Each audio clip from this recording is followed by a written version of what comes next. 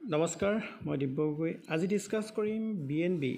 কেনে ধৰণে বাইনেন্সত সেল কৰিব আপোনালোকে লাইভ দেখা পাব এই ভিডিওটোৰ মাধ্যমেৰে তো ফাৰ্স্ট টাইম যিসমূহ ডলাৰ থাকিব আপোনাৰ ওয়ালেটত ট্ৰাষ্ট ওয়ালেটৰ মাধ্যমেৰে মানে বিএনবি সমূহ কেনেকৈ আপুনি বাইনেন্সলৈ কনভাৰ্ট কৰিব নিজৰ বেংক একাউণ্টলৈ কেনে ধৰণে ট্ৰান্সফাৰ কৰিব সকলো জানিব পাৰিব এটা মেইনলি মোৰ বিএনবি ধৰক এটো একাউণ্টত 56 বিএনবি আছে 56 BNB ইয়াৰে 55 BNB মই সেল কৰিম তো ফাৰ্স্ট টাইম আপোনালোকে যাব লাগিব বাইনেন্স ইয়াতে KYC সমূহ আপোনালোকে ভেৰিফাই কৰি ল'ব লাগিব তাৰ পিছতে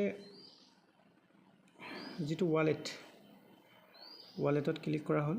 ওয়ালেটত ক্লিক কৰাৰ পিছত য'ত ডিপোজিট অপচন আছে ডিপোজিটত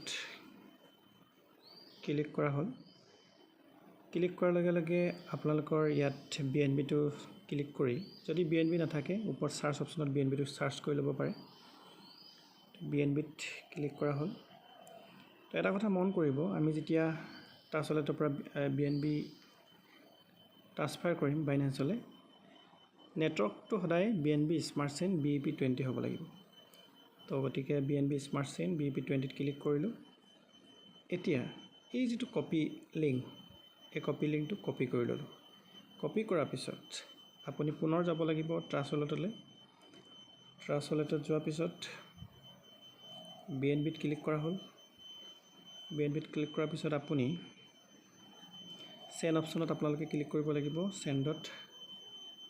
তো ইয়াতে পেষ্ট কৰি দিলো তাৰ পিছত যেহেতু মই 55 ট্ৰান্সফাৰ কৰিম BNB ত ক্লিক কৰি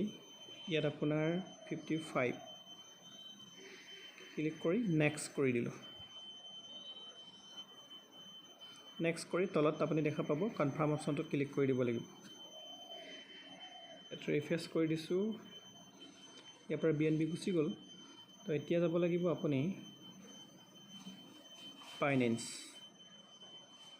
বাইনেন্সত ইয়াত শো হ'ব আপোনালোকে দেখা পাইছে BNB এমাউন্ট শো কৰিছে $55 তো এই বস্তুটো থাকিব লাগিব আপোনাৰ ফান্ডিংত স্পটত আছে মই ফান্ডিংলৈ কনভাৰ্ট কৰি লৈছো ফান্ডিং কনভাৰ্ট কৰিবৰ কাৰণে যেটো ট্ৰান্সফাৰ অপচন আছে ট্ৰান্সফাৰত যাব লাগিব ট্ৰান্সফাৰত ক্লিক কৰিলো তো তলত যেটো ম্যাক্স বুলি আছে ম্যাক্সত ক্লিক কৰি কনফাৰ্ম ট্ৰান্সফাৰ কৰি দিলো ফান্ডিংত গুচি গ'ল ওকে এতিয়া P2P যেটো অপচন আছে P2P অপচনত ক্লিক কৰিম যেটো সেল কৰিম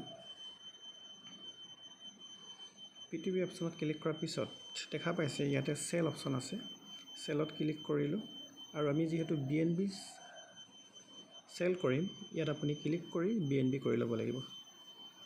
okay BNB Binance coin okay এতিয়া যেহেতু $55 মই ট্ৰান্সফাৰ কৰিম ইয়াত আপোনালোকে ফিল্টাৰ কৰি ল'ব পাৰে যে কিমান আপুনি সেল কৰিব Enter amount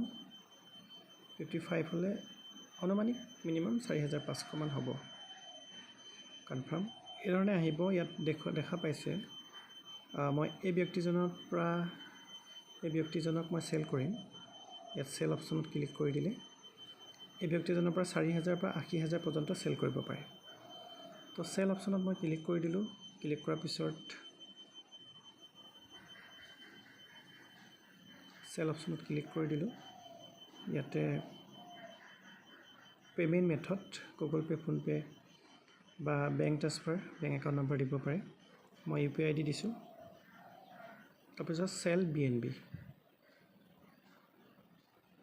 ওকে এমটো শো কৰিছে আপোনাৰ একাউণ্টত ক্ৰেডিট হোৱাৰ পিছত আপোনালোকে সদায় এটা কথা মন কৰিব পেমেন্ট ৰিচিভ অপচনটোত ক্লিক কৰিব লাগিব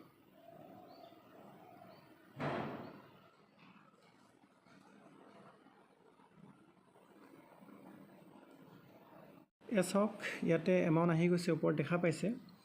4653 টকা অলৰেডি মোৰ বেংক একাউণ্টত ক্ৰেডিট হৈ গৈছে ক্ৰেডিট হোৱাৰ পিছত আপুনি এটা কাম কৰিবলৈ নাপাহৰিব যেহেতু পেমেন্টটো আহি গ'ল পেমেন্টটো অহাৰ পিছত যেটো তলত পেমেন্ট ৰিচিভ